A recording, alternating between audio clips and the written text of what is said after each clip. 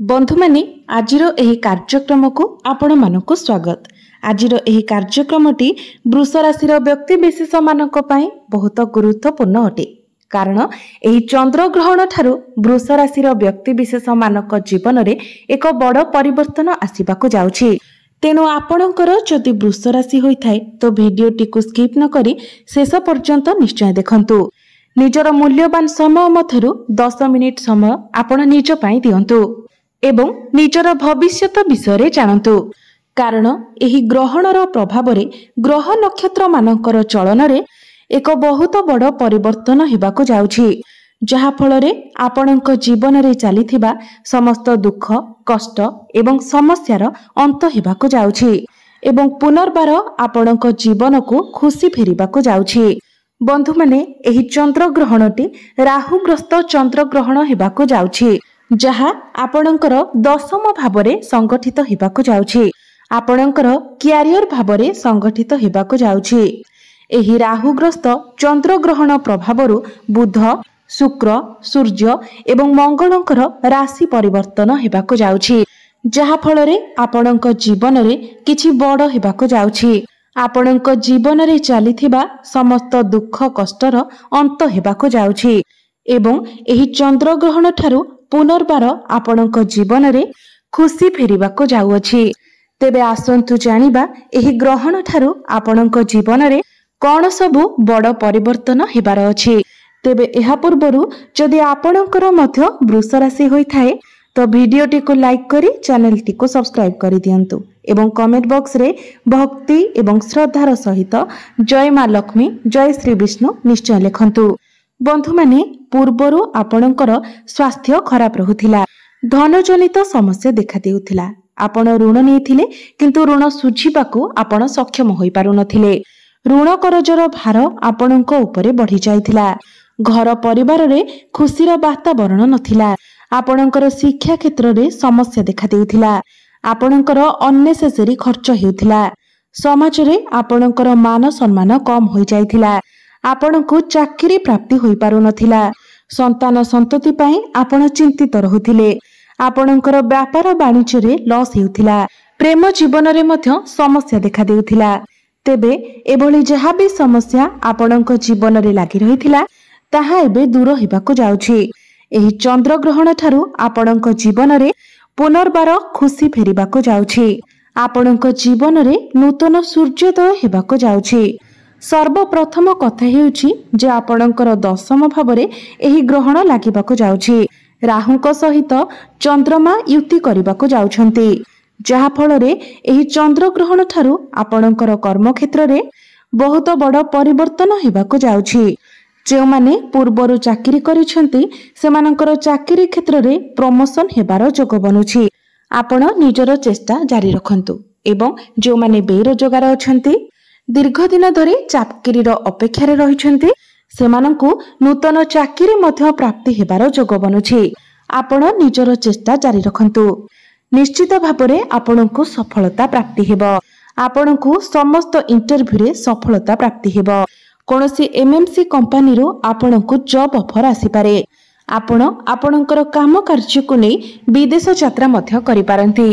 राहु आपणंकर दशम भावरे थिबा कारणरू आपण किछि बड़ करिबाको चेष्टा करिवे, समाज रे आपणंकर मान सम्मान एवं लोकप्रियता बढ़िबो, जो माने राजनीति क्षेत्र रे अछंती सेमानंकु विशेष सफलता प्राप्ति हेबो, समाज रे आपण निजर प्रभाव विस्तार करि पारिबे, आपणक पाखकु नुआ नुआ काम आसी पारे एवं आपण समस्त टार्गेट को अचीव करिबारे मध्य सक्षम हेबे। एहा व्यतीत शुक्र जे कि आपणकर राष्ट्राधिपति अटंती से आपणकर तृतीय भावरे गोचर करूछंती। तृतीय भावटी होइथाय कम्युनिकेशन भाव, छोट मोट जागा को यात्रा करिबार भाव।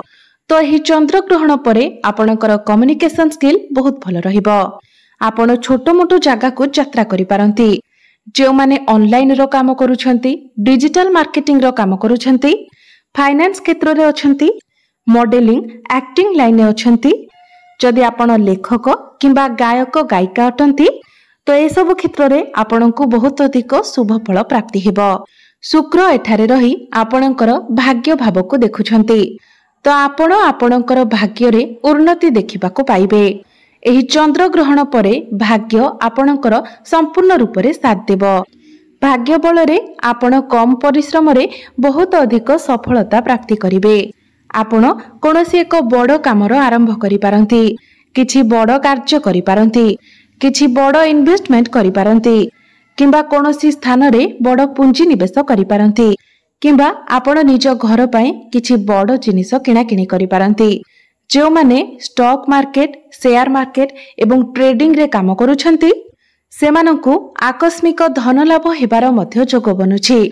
आपणकर मन धर्म आड़को अग्रसर हेब। धार्मिक कार्यकलाप रे आपण निजर अधिक समय देई पारंती।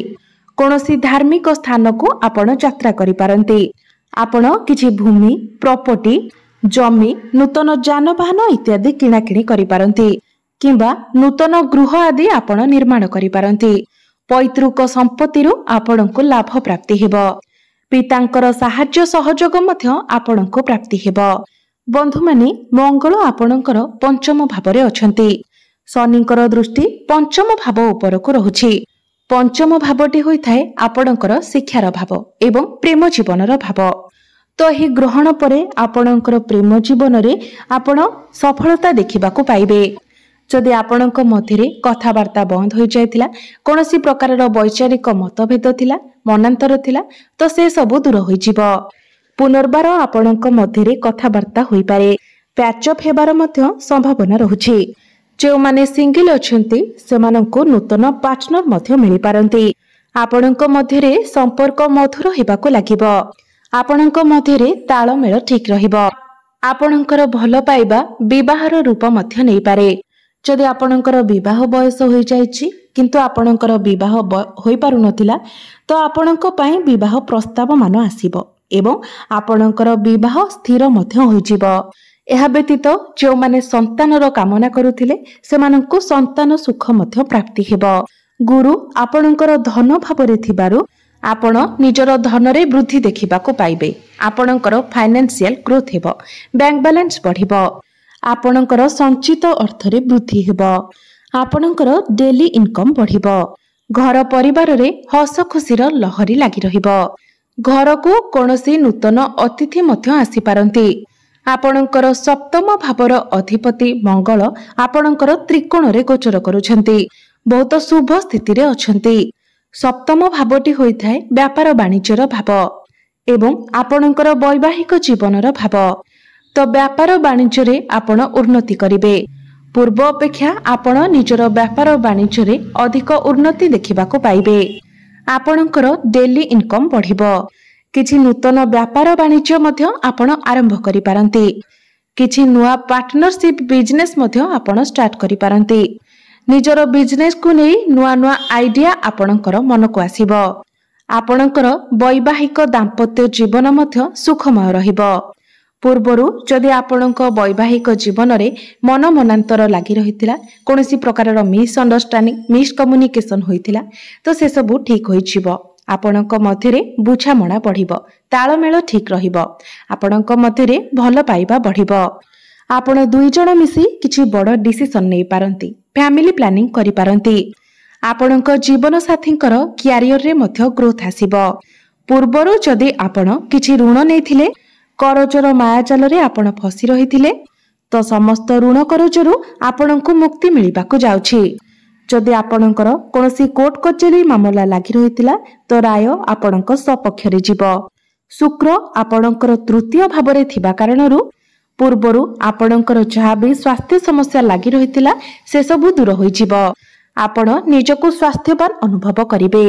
शनि आपणकर एकादश भाव अर्थात लाभ स्थान रे गोचर करूछंती, जहा फल रे आपण उभय कर्म क्षेत्र एवं भाग्य रे उन्नति करिवे। आपणको आकस्मिक धन लाभ हेबार मध्य जोग बनुछि। बड़ भाई भौणींकर सपोर्ट आपणको प्राप्ति हेबो। जदि आपण विदेश यात्रा करबाको चाहुथिले, तो आपणकर सेही इच्छा मध्य पूर्ण होई जिवो। शिक्षा क्षेत्र रे मध्य आपण बहुत अधिक उन्नति करिवे। उच्च शिक्षा करिबा पई आपण बाहर को जाई पारंती। एही चंद्र ग्रहण परे जदि आपणकर कोनोसी एग्जाम अछि, कॉम्पिटिटिव एग्जाम अछि, प्रतियोगिता मूलक परीक्षा अछि किंबा सरकारी परीक्षा अछि, तो सेथिरे आपण कृतकार्य हेबे। आपण किछि उच्च शिक्षा करबाकू बाहरकू जाई पारंती। शिक्षा क्षेत्र में आपण किछि बड़ डिसीजन नहीं पारंती, किछि बड़ परिवर्तन करि पारंती। तो सबु दिगरु देखिबाकू गले चंद्र ग्रहण परे वृष राशि व्यक्ति विशेष माने प्रत्येक क्षेत्र में उन्नति करबाकू जाउछंती। ताहा शिक्षा क्षेत्र में हेउ, भाग्य क्षेत्र में हेउ, कर्म क्षेत्र में हेउ, प्रत्येक क्षेत्र में आपण उन्नति करबाकू जाउछंती। तेबे अधिक शुभ फल प्राप्ति करिबा पई आपण मां लक्ष्मीकर आराधना करंतु एवं शुक्रंकर बीज मंत्र जप अवश्य करंतु। प्रत्येक दिन आपण हनुमान चालीसार पाठ करंतु एवं प्रत्येक दिन आपण उदित सूर्य को तंबा पात्र रे जलार्घ्य अर्पण करंतु। निश्चित भाबरे आपनको अधिक मात्रा रे शुभ फल प्राप्ति हेबो। तेबे बंधु माने आपणकर जीवन मंगलमय हेउ, एहा ही ईश्वरंक